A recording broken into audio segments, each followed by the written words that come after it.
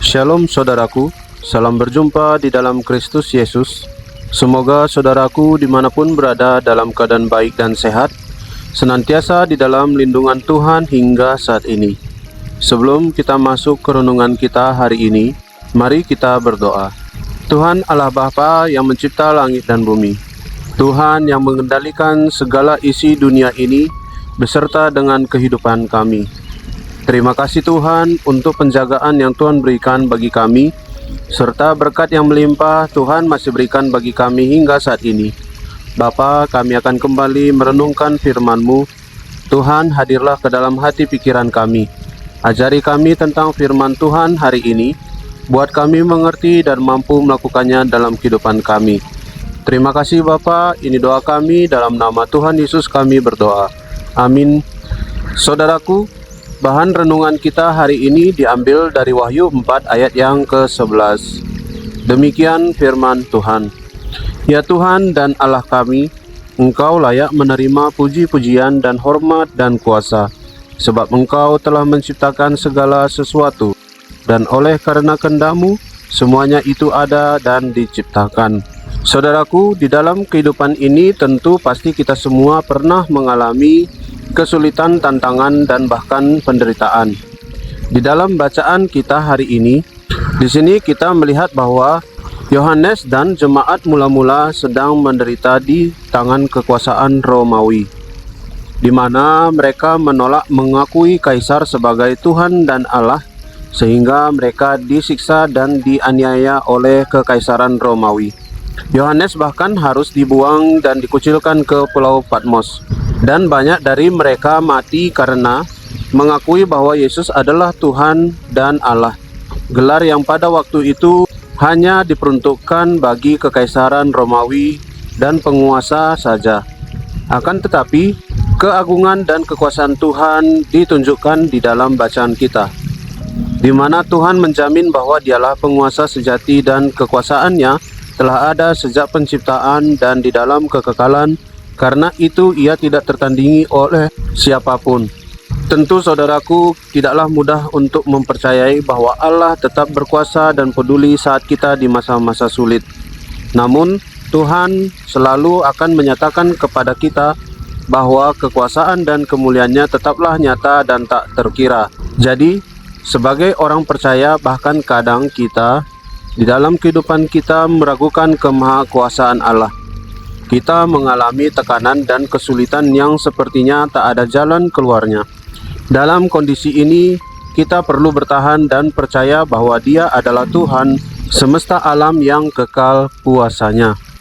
Mari saudaraku terus tanam dalam diri kita bahwa Allah kita sangat maha kuasa, bahwa kita bersandar di dalam Tuhan adalah pilihan terbaik dalam hidup kita, karena hanya Dialah yang akan melepaskan kita dari penderitaan kita, memberikan bagi kita pengharapan yang indah di masa mendatang.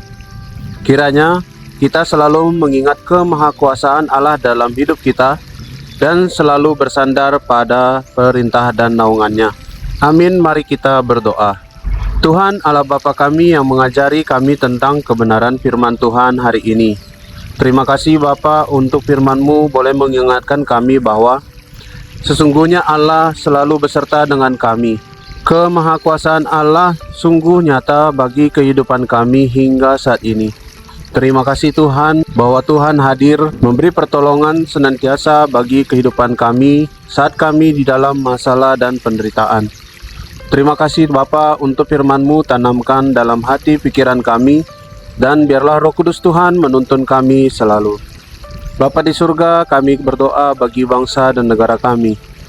Kami terus membawa keadaan bangsa dan negara kami kepada Tuhan. Biarlah terjadi perubahan hari demi hari ke arah yang lebih baik. Perbaikan kesejahteraan bagi seluruh rakyat-Mu ya Tuhan boleh terjadi. Buatlah bangsa dan negara kami semakin bangsa yang bijaksana, boleh menjadi bangsa yang senantiasa memuliakan Allah. Pemerintahan kami yang telah Tuhan tunjuk, biarlah Tuhan pakai untuk membawa bangsa negara kami ke arah lebih baik, mampu menjalankan tugas tanggung jawabnya dengan takut akan Tuhan. Terima kasih Bapa. Kami juga berdoa ya Bapa bagi keadaan dunia ini yang sedang tidak baik-baik saja.